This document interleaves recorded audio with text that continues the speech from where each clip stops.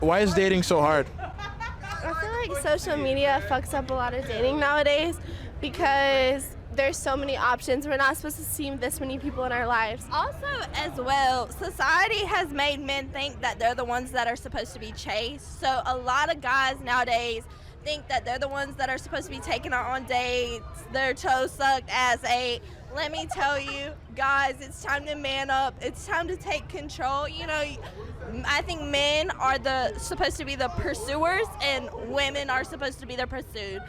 Once a wise man said, he who finds a wife finds a good thing.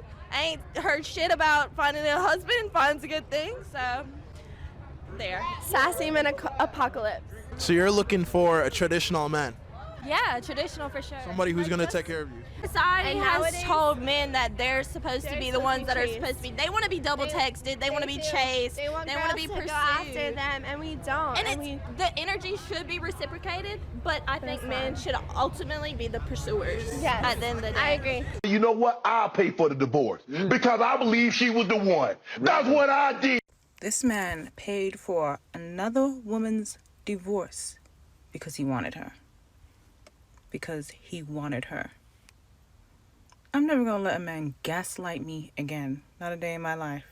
You know, fucked up. If I made $400 grand a year, I would be embarrassed with myself as a husband, a father, basically as a human being. 400 grand. How do you make sense of $35,000 a month? You have not done the math because you I mean, can't. that's absolutely crazy. Like, this video has 161,000 people who have liked that video. It makes me feel awful because making 400,000 a year in the UK or the US or anywhere puts you like firmly into the 1%. And this is the thing, like, it doesn't sound particularly sexy, but if you make 400,000 a year and you put some of it every single year into, you know, savings, or you put it into, you know, a compound interest account, and you do that repetitively for X many years, you'll get to the point where you never have to work again. Like, that is an incredible place to be. You can look after your family, you can have an incredible life. So this advice is terrible, and I feel awful for anyone that thinks that 400K a year isn't successful. Feeling absolutely humbled. I just go home with this guy in an Uber. Like, we're like pretty close vicinity, you know. So he's like, what's your address? Like, I'm gonna put it in the Uber to see how much, like, whatever. I live 3 blocks away, so it's not that big of a deal. This guy looks at me and goes, sorry babe, you have to walk home because the Uber is $7 extra if I drop you off at your apartment.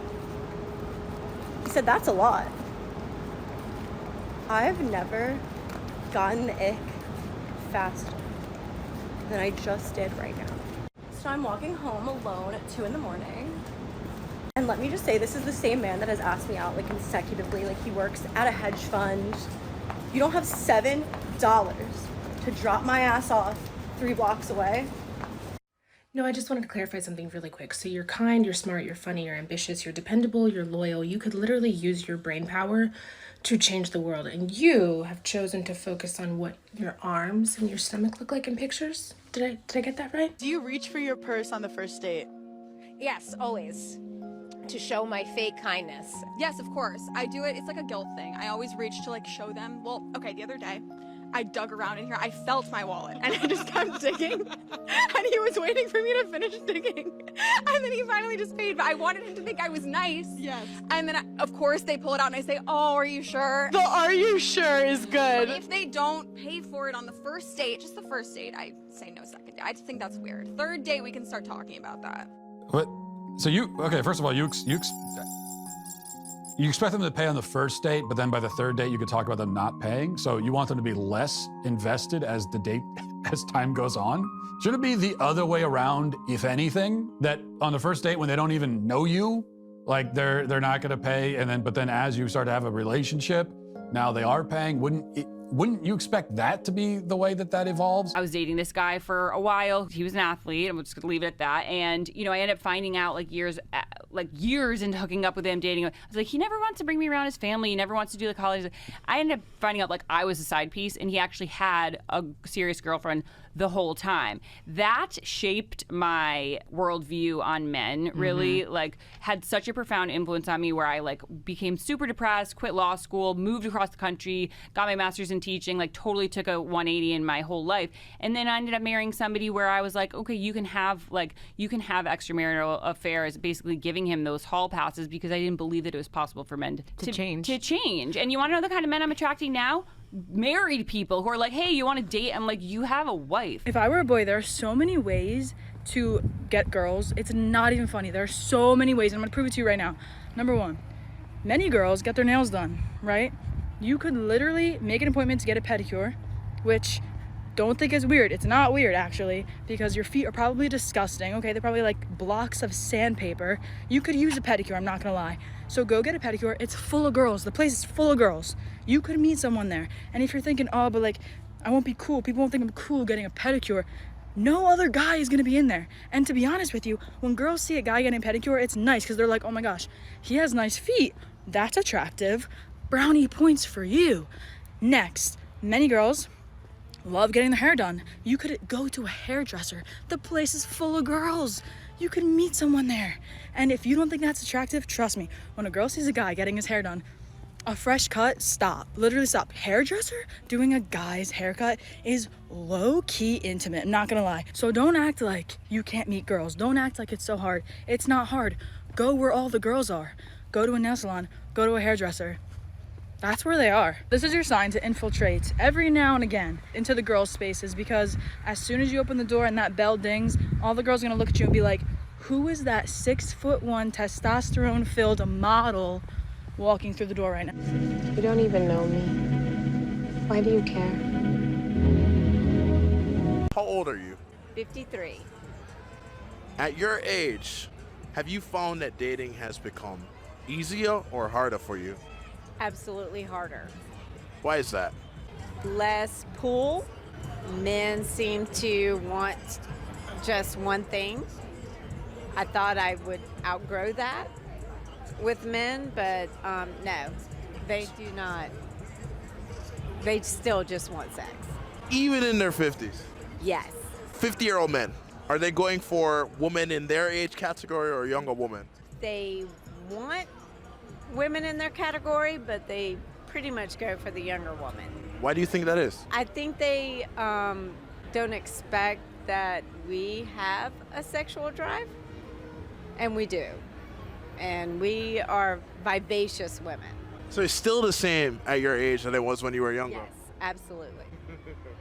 Okay. You ever thought about killing me? Oh, yeah. Really? Sure. How would you do it? Wood chipper. A wood chipper? Yeah. A wood chipper? Yeah. Wow. I know. Did you see Fargo? Yeah. Am I toxic, or does anyone else find it extremely attractive when a guy, instead of calling you a cute name like babe, sweetheart, or whatever, calls you like a mean name? Like dummy or loser. But not in like a mean way, in like a flirty, like cute way. Like, what are you doing, loser? Like instant fold. How much would you rate yourself on a scale of 1 to 10? I think I'm a 10. I know I'm a 10. I'm confident that I'm a 10. You spin for the camera. do a little slow walk, up and back. Yeah?